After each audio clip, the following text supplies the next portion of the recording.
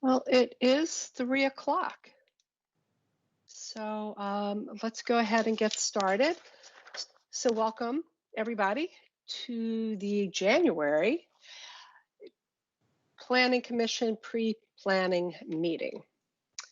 And we have a fairly short agenda today. The first thing is a continuance for the annexation of Winpenny Tell property.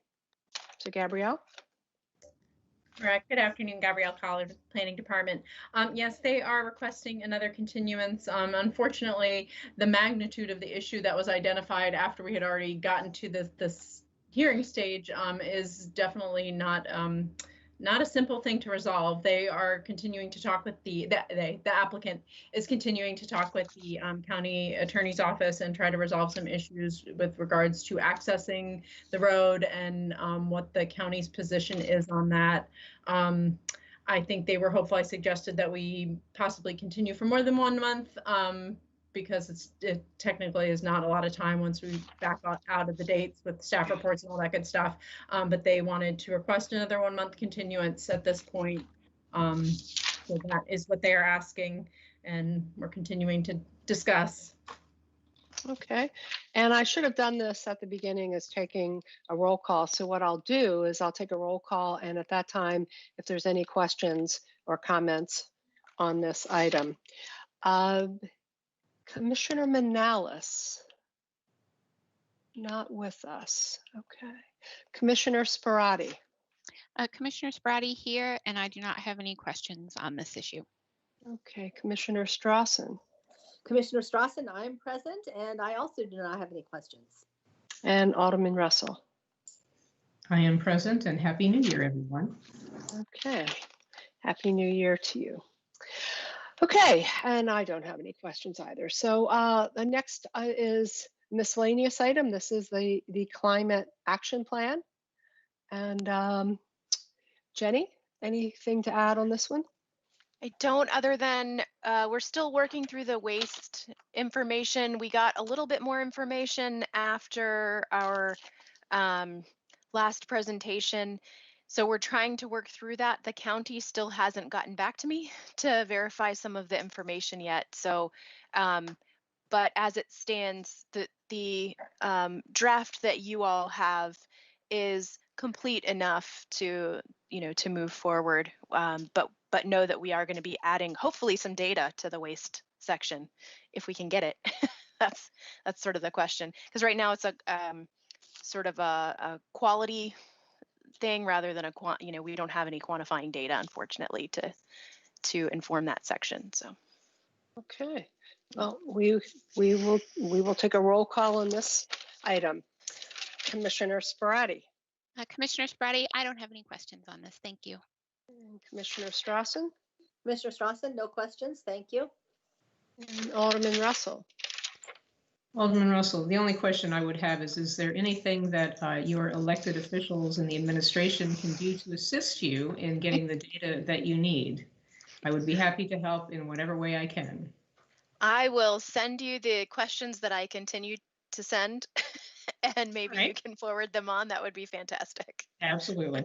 Okay. What I'm here for. All right. Okay, and thank you. I don't have any questions then. Okay. On this. Okay, next item. This is. See you later. Oh, and thank you. Bye. Thank you, Jenny. Next item. It's PC 20-725. It's the final site plan, section 2423, City of Frederick Stormwater Pump Station number 3. This is our second required. This is our second required hearing on this, and I believe there's 9 separate votes, but when we do talk about it, I do want to make sure that we know exactly what has to be voted on.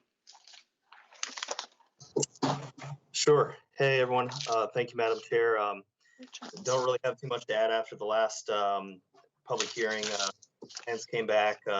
We had some setback issues fixed, front property lines. So we got our data in order for the specific modification there. That was good. We had a conversation about the faux ivy on the fence, which didn't seem too bad at the time. Yeah, thumbs down. That was removed pretty easily, and I think, yeah, in retrospect now, it clearly wasn't nice at first. So that has been removed. No big deal there.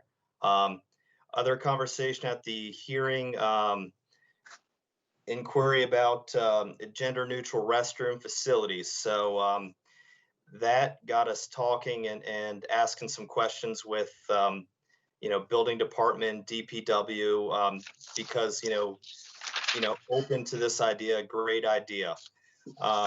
What the conversations revealed turns out to be a little tougher than it sounds. And I think the response that was talked about was just the time frame in which we kind of started to talk about this a little bit late in the design phase. So, some budgetary allocations and just overall building footprint being altered, kind of taken away. I think the conclusion was reached just in conversation about just emphasizing the use of the structure and the property as a, DPW functionality, public safety, restrooms being a, secondary use. But unfortunately, just the response received a little tougher than it sounds. So that was mentioned in the staff report. I think everyone agrees that, on the ground, everyday use, individuals use whatever restroom is most appropriate. Unfortunately,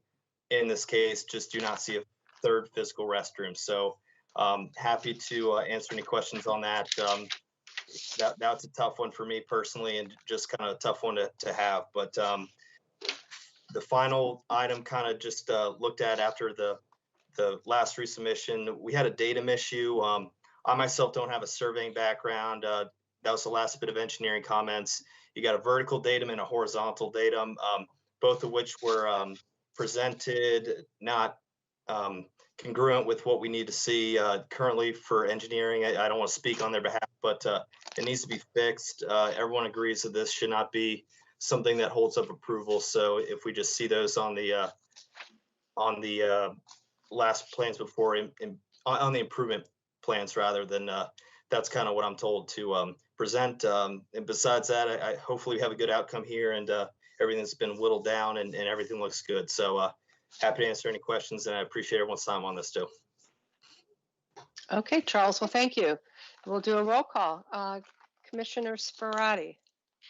It does look like Commissioner Manalis has joined us, so Ah. I have no questions. Thank you. Okay, and thank you for taking note of that. So Commissioner Manalis, we are on the Carroll Creek Stormwater Pump Station number 3, final site plan. And you're on mute. And yeah. Thank you. Yeah, I don't have any questions. Thank you on this one. Okay, Commissioner Strawson. Commissioner Strawson, so just out of curiosity, without having to add a third gender neutral bathroom, is it feasible to just label both of the bathrooms that are on the plan as gender neutral, or is there some city code that says there has to be one female and one male restroom? Yeah, so I think maybe a kind of a compromise would be, alluding to, yes, site plan, making a note on the site plan. On the ground level, a conversation could maybe be had about additional signage. I don't want to speak about health code, not having that background or that knowledge, but I think at the very least, yeah, sure, adding on the plans, especially this a new topic, and everyone's kind of adapting, and I guess codes might not be caught up on this matter yet, but yeah, from our end, from planning and engineering, sure, just making note of it. Okay, that's all I have. Thank you. I Thank would you. just exercise a little bit of caution. Generally, we do not, the Planning Commission does not have the authority in terms of the interior spaces. This is a city project, which puts us in a unique space because it is our project. But I would caution that the internal renovations or use of the space is really not something we generally delve into, and I wouldn't want to dictate signage, content of signage or types of signage that need to be shown. I think, you know, the project team on the city's behalf is definitely very aware of the issue. And I don't know how far we've come in our overall city facilities to start implementing those changes, but I think part of a concerted effort with all city facilities should be consistent. And I don't know that I have enough information about what that facility is, that facility plan is, but would imagine that as we implement changes that, you know, this as well as the Tally Rec Center and all the other wonderful places that we have as a city will be consistently treated. Thanks, Okay. Gabrielle. Okay. It's a tough one. Alderman Russell.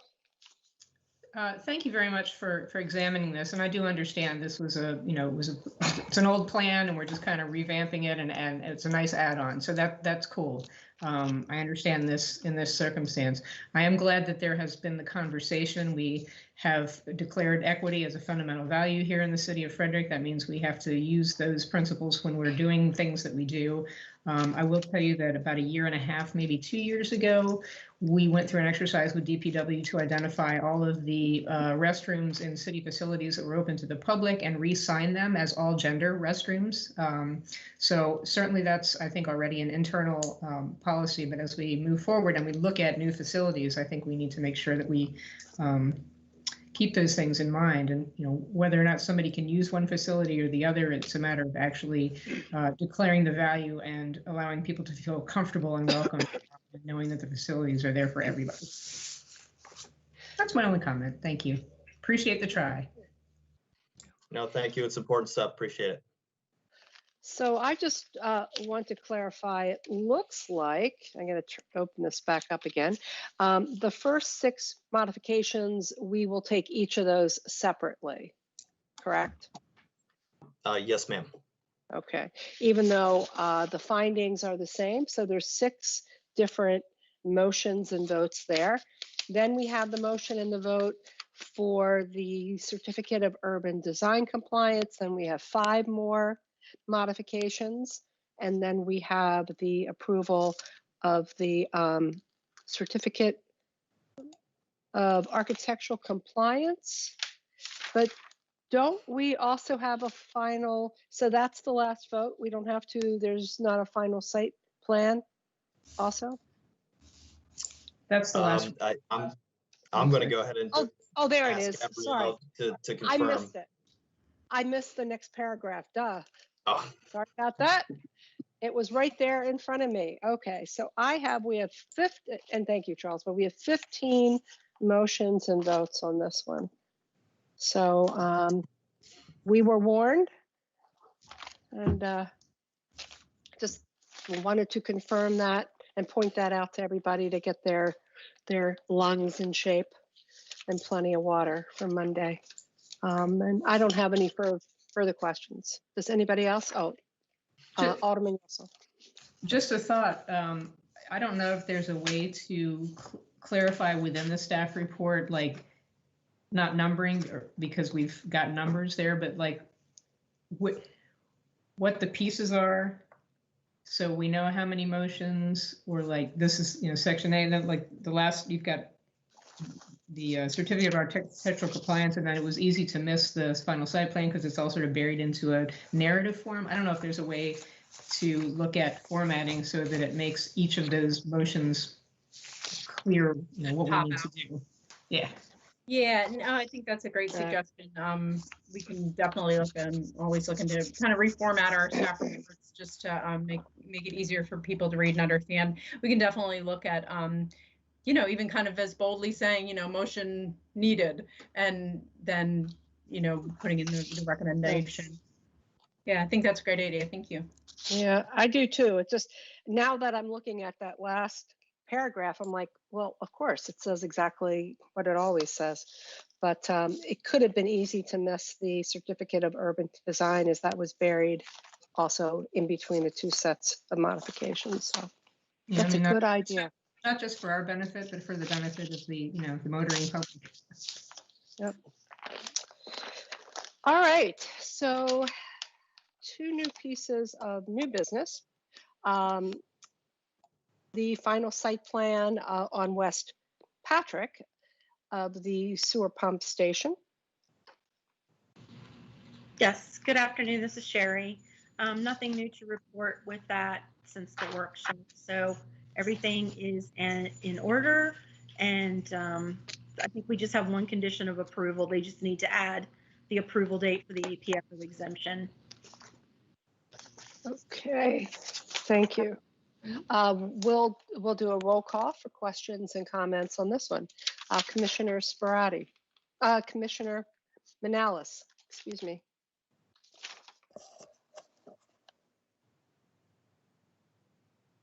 Commissioner Manellis, no questions at this time. Commissioner Thank you. Sparati, Commissioner Sparati, no questions at this time. Commissioner Strassen, Commissioner Strassen, I have no questions. Thank you. Alderman Russell. Alderman Russell, no questions. Thank you. All right, and same with Commissioner Nicholas. So our last item, this is the annexation of Christoph property. Gabrielle. Thank you so very much. So I'm going to try to, I think, just to use a couple show and tells as we talk about this, just to update you on where we've been since this was originally placed on the agenda and continued, and some of the reasoning for that, and to make sure we're all on the same page. Let me share a little bit. So the item was scheduled for the Planning Commission several months ago. I've lost track a little bit. But one of the questions that came up was regarding the boundary survey that had been provided in the annexation plat, which shows the annexation plat itself, and you have copies of both a boundary plat and an annexation plat. The boundary plat is showing the boundary, the meets and bounds of the specific property itself. The annexation plat and the description that gives you all the meets and bounds and north by this and west, south, that is basically what is used for us to update our actual physical description of the city boundary. So that's an important document in that it is redefining all the meets and bounds for our new entire city boundary, not just in that one description, but in this area, it is supplementing our current existing description of what the city is. So it's super important survey stuff, so we know where we begin and where we end. And there was some concern and confusion about some of the information in there. One component of that had to do with a prohibition in state law against creating enclaves. So under the state law, you are not allowed, a municipality cannot annex in a manner that creates an island of county land within the municipal boundary. What we're looking at now is just the annexation boundary, but I'm going to switch, and hopefully everyone will come with me, to our Spires GIS system. Hopefully everybody's looking at that with the zoning colors shown. The annexation basically is creating, this is the northern boundary of the portion that we're recommending for parkland dedication, and then the rest of the property comes down here. And so the question was, are we creating an enclave of all of this stuff of county? And that's why it's not showing up with any zoning within our boundary.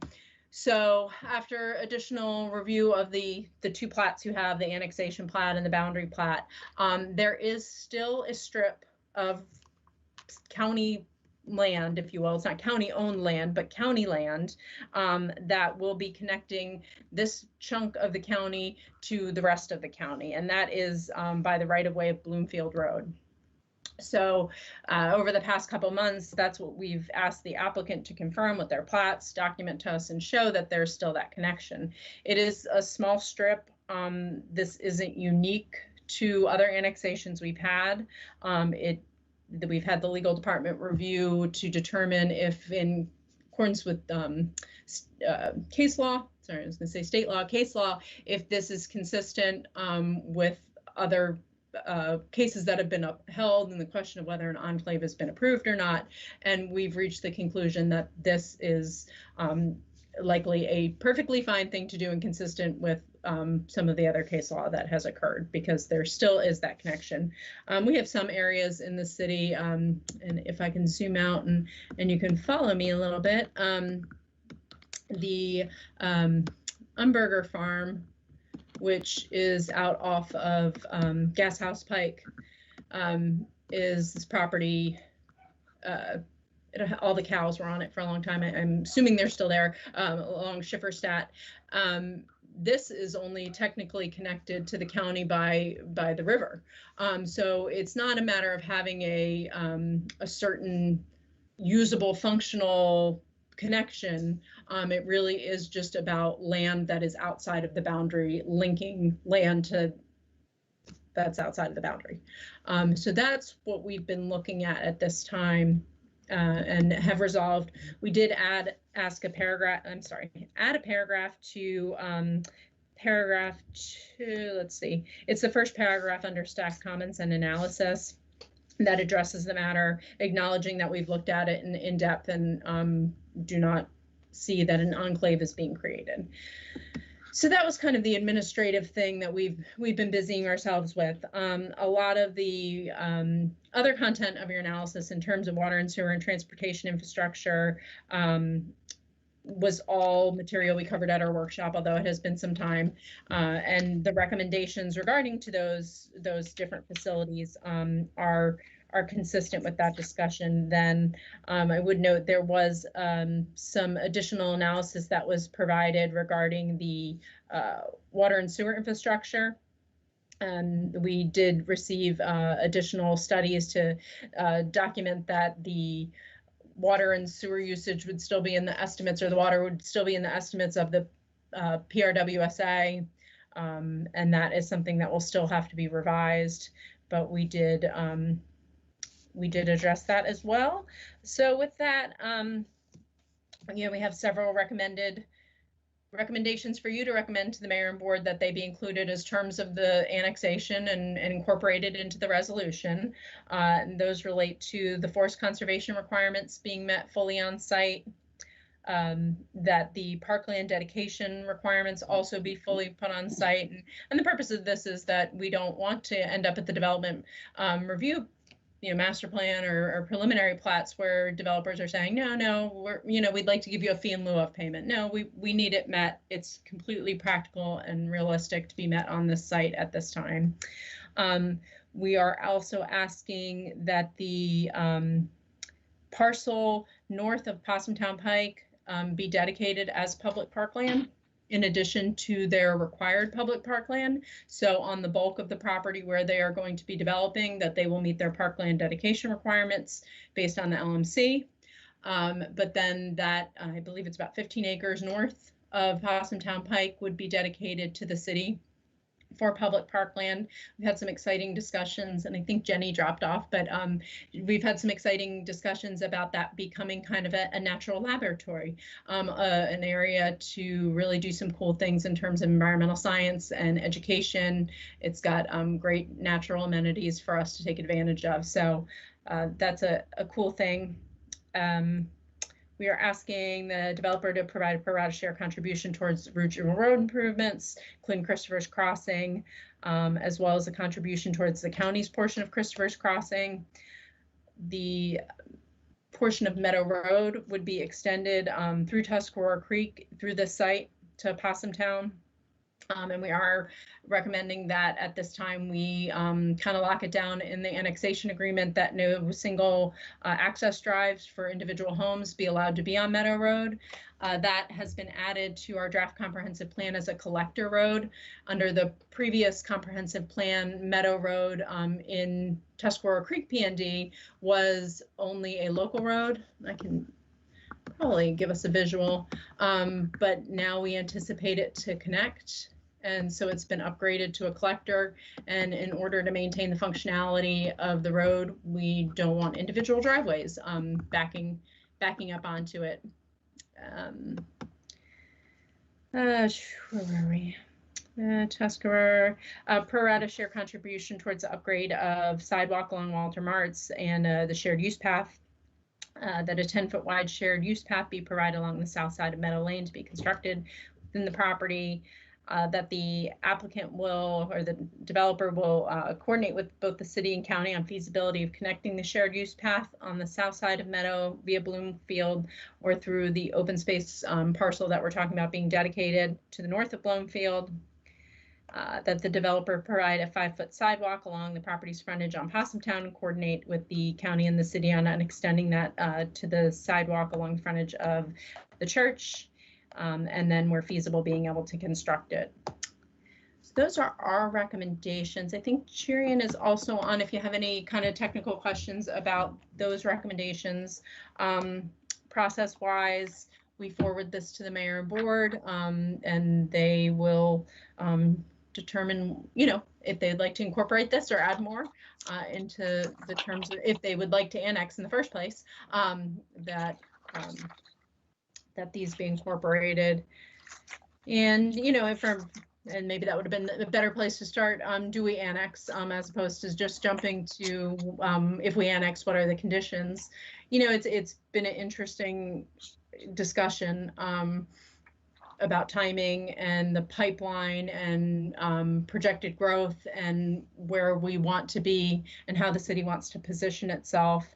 I know when you all talked about the comprehensive plan and annexation and the concept of kind of, identifying a strategy to make sure that the things when we're annexing, that we're gaining assets to the city as well, that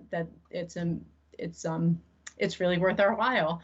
I think in this case, there is an opportunity with the parkland. I think that's a great addition, something that's been received. Parks and Rec staff has reviewed it. Jenny's worked from the sustainability aspect, as well as the extension of Meadow Road and that connectivity. So it does provide, it does connect well into our long-range plans.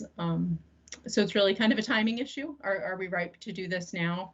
And after looking at some of the pipeline data and looking at the changes in the housing market at this time, as staff, we've kind of landed on yes, we would recommend annexation with these terms. So that's where we are. Chirian, I don't know if you have anything to add on and put you on the spot, but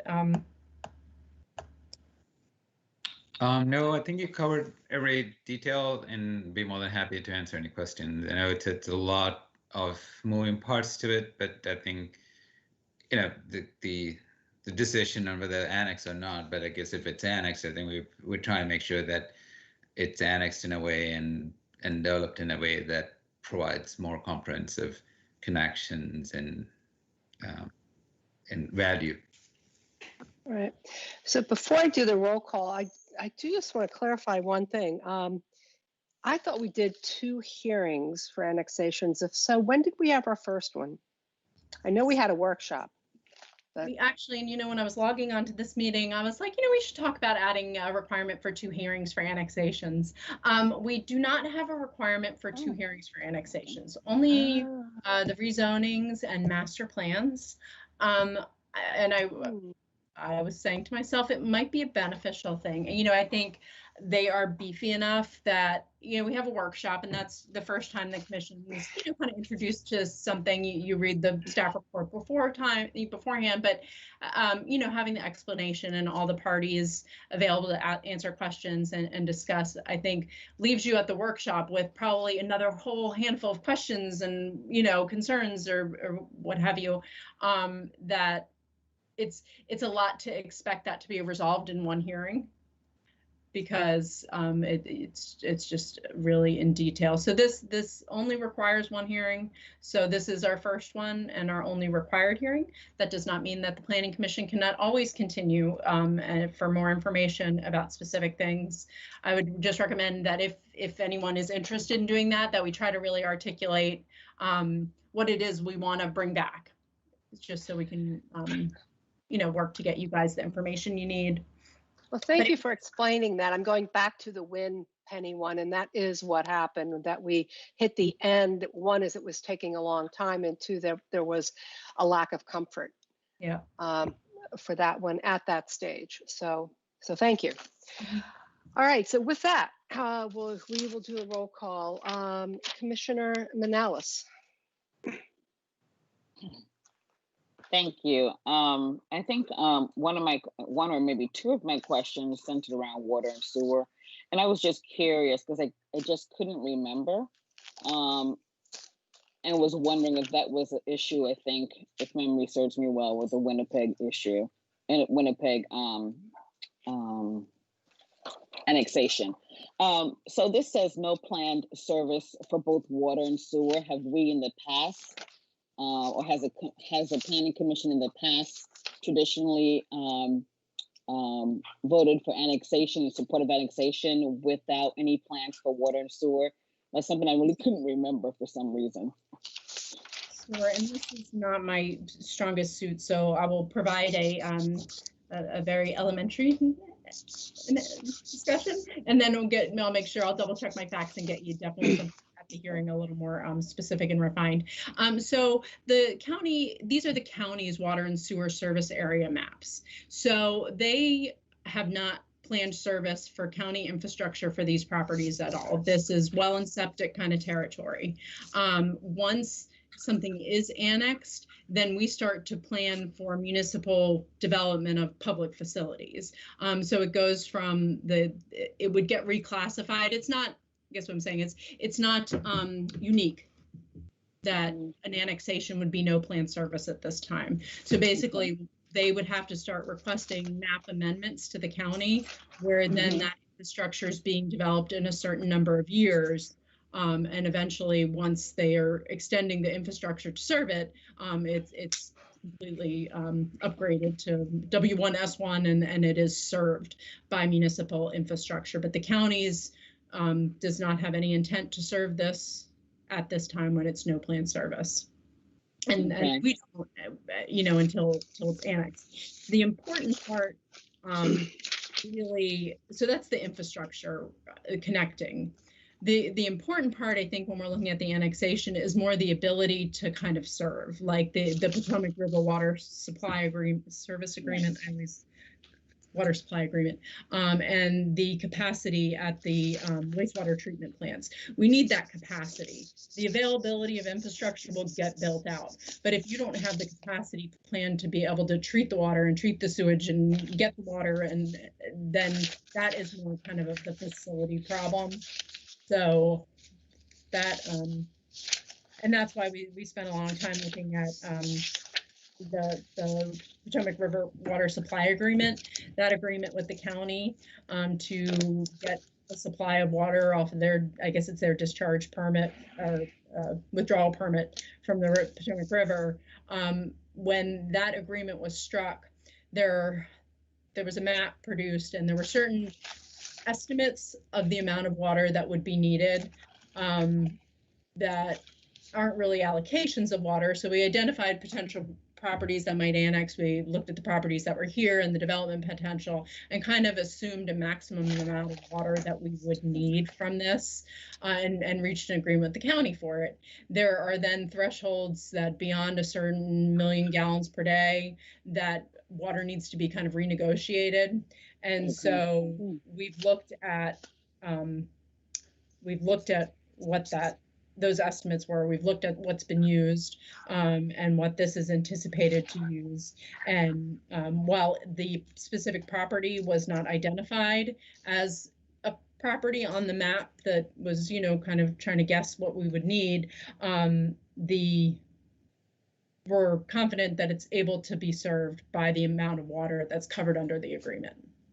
Okay. So they would need to amend the PRWSA to include this property, but the analysis has been done. And it's interesting, and this is once again my very basic level of understanding of it, but I think the assumptions made for the water needed were conservative. And we have since found that properties don't develop to their max potential, right? But also that the efficiency of toilets and bathtubs and sinks and all these things are getting better and have been improved. So that's why we did a good job estimating, because we're falling under it. You never want to, go beyond what you thought. But does that help a little bit? It helps a lot. Thank you. I appreciate that. I had a follow-up question, I guess, in regards to, hold on, let me plug in my battery. It says my computer's dying. The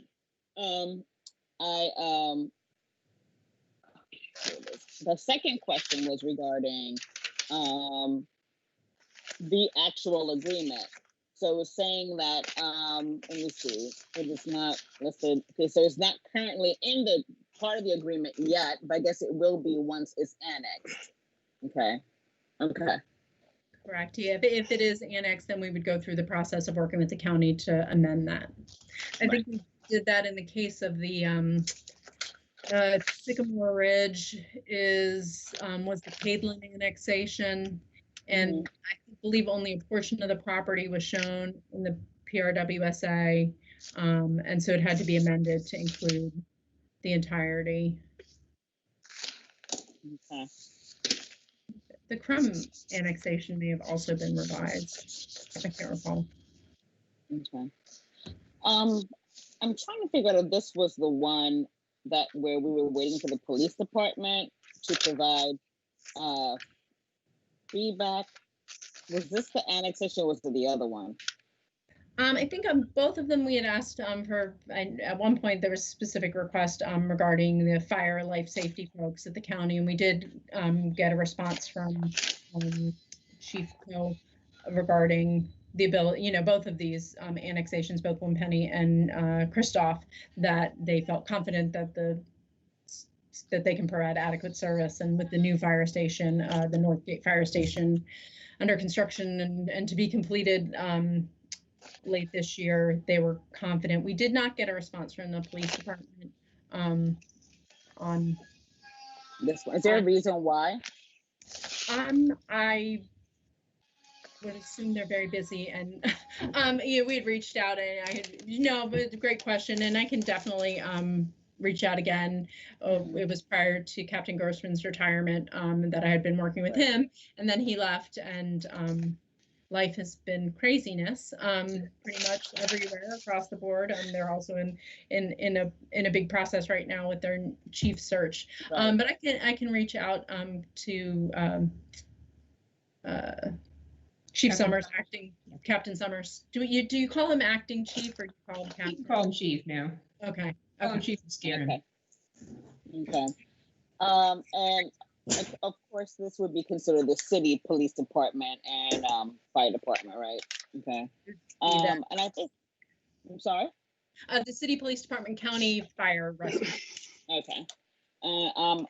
One last question, I couldn't remember, and I think I'm right, but with annexations, we don't request public comment for annexations, do we? Yes, if we do. Yeah. Yep. I didn't see anything. I missed it. I don't know if I missed it or anything. Was there any public comment for this particular one? On this project, we have not received any in advance. The Winpenny Tell project did garner a lot of public interest and comment, but I have not received any written correspondence. Mm-hmm. Okay. All right. That was all my questions. Thank you. Yeah. No, great. Thanks. Okay. Commissioner Sparati. Commissioner Sparati, no questions or comments. Commissioner Strassen. Commissioner Strassen. So my comments, I will proceed by apologizing because I only just picked up my packet, so I haven't really had a chance to look and see if any of these things that I'm going to ask about exist. If they do exist, you can just remind me where to look in the packet. So regarding the enclave issue, do you have actually a written legal analysis from the law department, the legal team? Sorry, stop it. Siblings don't like each other so much. Or what's in the staff report, sort of a summary of discussions? We don't have a formal written legal opinion. The Stephen Davis, one of our assistant city attorneys, was key in, I think I stole language from his emails to put in our packet. So it is with his, under his advice. Okay, all right. And then the market analysis on the housing needs. Again, I haven't looked at that since before the workshop the last time. Is this your analysis sort of citywide, or do you have any specific data that looks at housing trends just in this part of the city? Sure. Unfortunately, all the data we compiled through the comprehensive plan is really citywide, as opposed to one region or another. So that's kind of the extent This area, you know, I think if you look at just anecdotal kind of information, the Tuscarora Creek PND has been something that has been on the books for many, many moons. It's continuing to build out. You all will actually be receiving a request for a revision to a master plan, a preliminary plat amendment, a site plan, and two final site plans for build out of the portion of Tuscarora Creek that is adjacent to this property. If it helps, I can probably show you a picture. So it's really interesting to kind of see what, you know, what is trending, if you will. So here's Tuscarora Creek, all this yellow. We're looking once again, the property is here and connecting across Possumtown Road. So if I'm going to take my zoning off just a second, it's helpful though, it allows you to see the boundary nicely. So Tuscarora Creek is on both sides of Walter Martz, and this section has had one preliminary plat approved, as well as the section that was built out down here several years ago. But now we have a request for revision to this area to revise their commercial component, to develop some of the townhouse product, and this was designated as a multifamily component on the original master plan. So that's all going to be coming forward to you, and as part of that revision, they are proposing to revise their section of Meadow Lane, which will come through here, connect to the annexation if annexed, and to reconfigure some of the lots to make that tie-in. So definitely this area of the city, along with Kellerton out further to the west, which is consistently pulling permits and moving forward. I think we just had their last land base C1. They're getting ready to submit their next land bay for land base C, which is further out Yellow Springs Road. This area definitely is experiencing a lot of growth right now. And there seems to be a lot of interest in it in terms of you know, more suburban style development. So is there anything in that part of the city that has been annexed and is sitting there with no activity at all? No. Okay. Let's see. We have even some really interesting. So let me share again.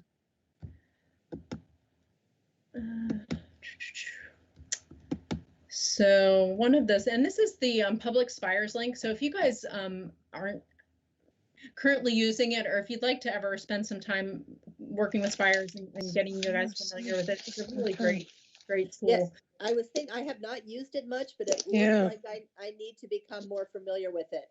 Yeah, let's do that at some point, especially now that we're doing everything kind of virtually. It's kind of Yep.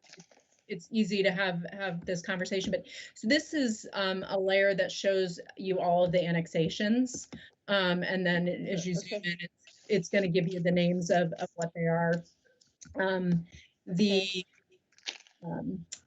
So this was all Tuscarora back in the day. Burgess is a recent annexation within the past 8 years or so. That project, we just, it's developing under the name The Preserves at Tuscarora. I think we did the architectural elevations on that not too long ago, and they are eager to start pulling building permits. The Kellerton property is, as you guys know, is constantly moving forward. We get into, let's see, let me turn this off real quick. Just so then I can see what's developed, what's not developed. The other annexation that we've had, this is further southwest, is this is Cadeland, which is developing under the name Sycamore Ridge. That's a case Sherry's working on currently, but they've also continued. We just did their parkland site plan and the revision to their forest conservation. So they're also really active. Even some developments, honestly, we've had, there are a couple on the books. There's the Burgess property, or not Burgess, Barrett property, which is out Barrick is in this area that's undeveloped. This has been approved for many, many moons, predating my tenure at the city, so at least 14, 15 years. That was something I think we all kind of went, would that ever develop? And we're currently in the process of working on some of their final platting, and the developer is kind of taking stock of all of their approvals through zoning determination, those sorts of things. So nothing is slow now. Okay. All right, I think that's it. Thank you. Okay, Alderman Russell. Those have been great questions. I don't have anything else at this point, but thank you for asking those questions. Okay. I have one thing, and I too need to just take some time and dig into the package more. On page 3 of the staff report, second paragraph, or actually the first complete one, it says there are several outstanding comments from the engineering department that are attached to the report. Can you show us where they are, and if you can take a few minutes to walk through those comments and concerns, that would be helpful. They are, unfortunately, I think they are at the very end. So you have to get all the way through the application, which is 1 million pages long. Let me see if I can do something. Let me. Oh, I can bring up. I'm working off there my are 2 pages at the end from the county. Is this the page, or is this from our engineering? There is a letter. Let's see. There's a letter from the county.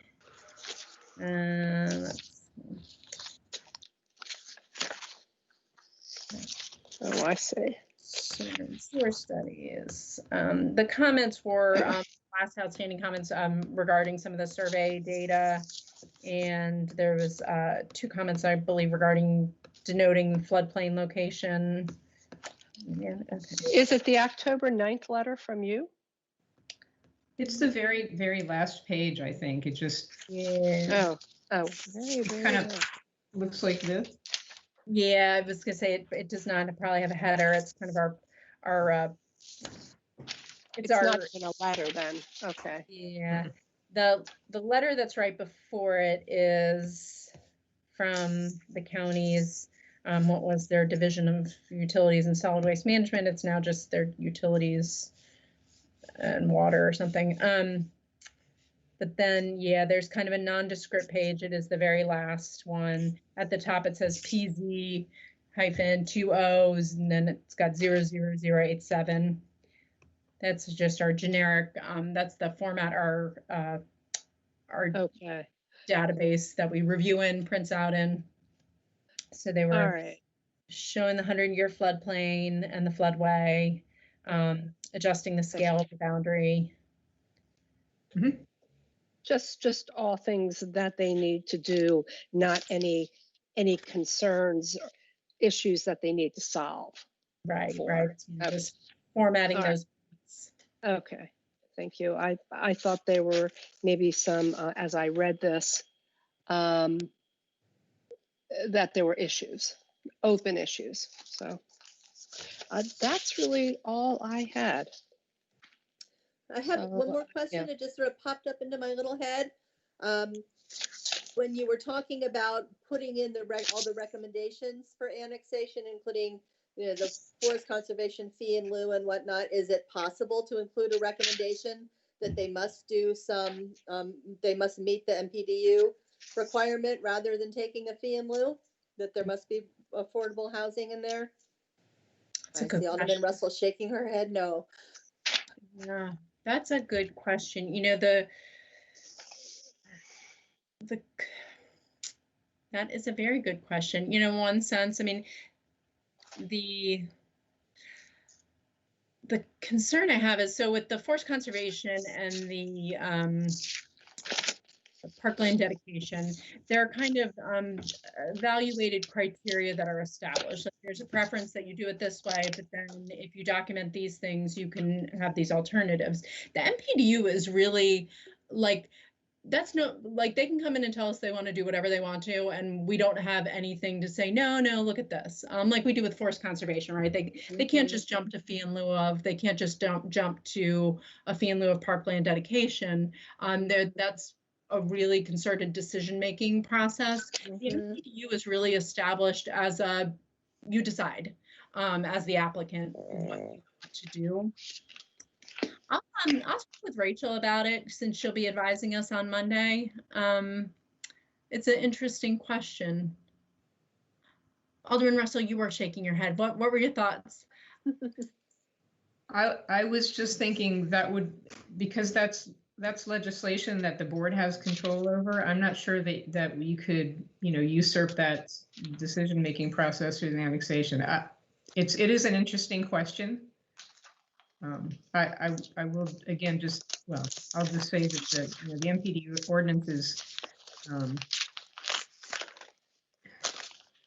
been discussed and debated, and not everybody agrees with the way that it is, but it is, and that's the Board of Aldermen's decision. But we have been seeing a lot of sort of multi-level income housing come through. So I think that without demanding it, I think that it's happening that way. But it's an interesting question. I'll be curious to hear what our legal department's opinion is. Yeah, we'll definitely be prepared to discuss that. I never thought of it. So I can see all the commissioners. Are there any other questions, comments, concerns? All right, so I guess that. Sorry, I'm on mute. Sorry. Oh, okay. I'm on mute. Yeah, sorry. I did have a question, but not related to this topic. Sure. That's so should okay. I wait till we finish this topic? Okay, so you guys I assumed you guys already discussed the climate action plan. Did you guys talk about it already? We did. Okay. And Jenny's no longer with us, but go ahead. Okay. So I read that document, and I thought about the cartoon, I Am Just a Bill. I don't know, I might be dating myself, but that little piece of paper that dances around Capitol, and it sings and it goes from place to place, and then eventually it becomes a bill. It becomes law. Yeah, so I was thinking about that when I was reading the climate action plan, believe it or not. And I was thinking to myself, some of these suggestions and the ideas that they talk about as it relates to planning, I was curious about, without the singing and dancing, of course, how does it make its way into what I call the Big Black Bible, the planning code book? How does it make its way? How does it go from the paper that we see or the suggestions and recommendations to an LMC. To the mayor and board, to the LMC? Some of the things are really good ideas, and not even sure if putting it in the LMC will impact developers' abilities to pay for whatever materials or things that it would impact. I was just curious about how do we make that to some degree a reality, where when we're sitting here as a planning commission talking about these things, we now see coming towards us some of these I don't know what you want to call them, strategies. I don't know if you guys get what I'm trying to say. Yeah. Right. How does that happen? So that was just my only comment or question. That's a great question. And it's an interesting process. So, a couple things that I've skimmed the climate action plan, but there are a couple different things that could go on. Some of those policies could be enacted as changes to the land management code. So the things we're implementing through the development review process. And that process would begin by someone applying for a text amendment. So it could be staff.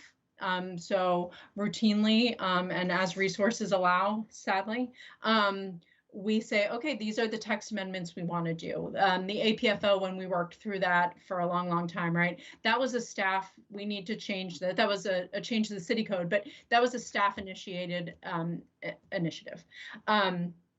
So we can develop a work plan and start looking and going, okay, what are our resources? What text amendments do we want to take on and start pushing through the process?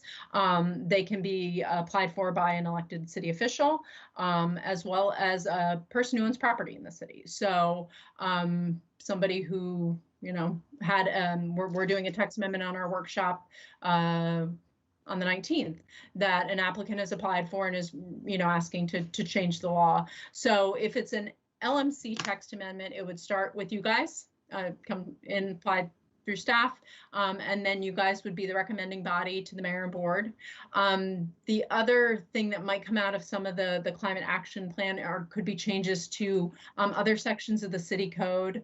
I know at one time Jenny and I were talking a lot about the EV vehicles, right? And we have all those recommendations too. And we said, okay, well, how do we start to make this happen? Some of that, and it may be a combination of the two. Maybe in the land management code, we build in requirements for developers to start to provide so many spaces EV ready, like we do with bicycle parking, right? You have to provide one space for 10 vehicle spaces. So that could be a LMC change, but there might also be changes that are needed to the building codes and the electric codes and those sorts of things. So depending on the nature of the change is going to depend on what book we're changing. Same thing with the mobility fee that we talked about at workshop, whenever that was.